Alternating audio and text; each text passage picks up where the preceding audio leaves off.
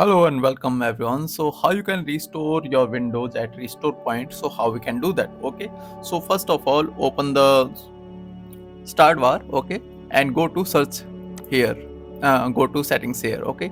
Actually, so now you can see the system option here in left hand side and slide down at the last you can see the about option. So click on about option. When you click the about option, you can see there this is the properties and you can see the system protection option. Okay, so how you can turn on system protection? Okay, so I have already created a video. I will mention the link here, okay, and the description, and how you can create a system restore point.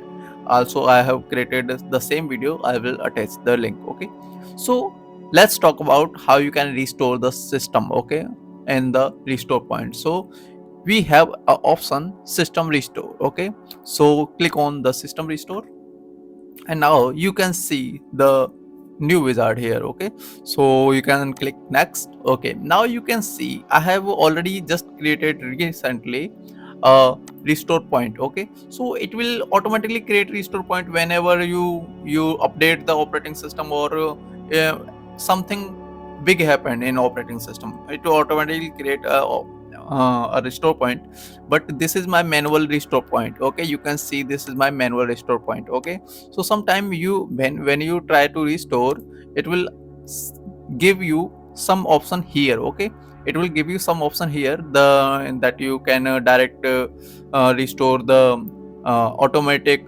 restore point, or you can proceed with manual. So go to the manual. Okay, and when you go to the manual, you can see the restore point manual. Okay, and this is not a so let's do it next. Okay, so click on next. Okay, when you click on next, this is the final wizard here, and confirm your restore point. It will give you the information about everything whatever in this restore point has. So just you have to click on finish. When you click on finish, it will take little bit time, approximate 5 to 10 minutes, or up maybe more than that. Okay, so just finish it, and that's it.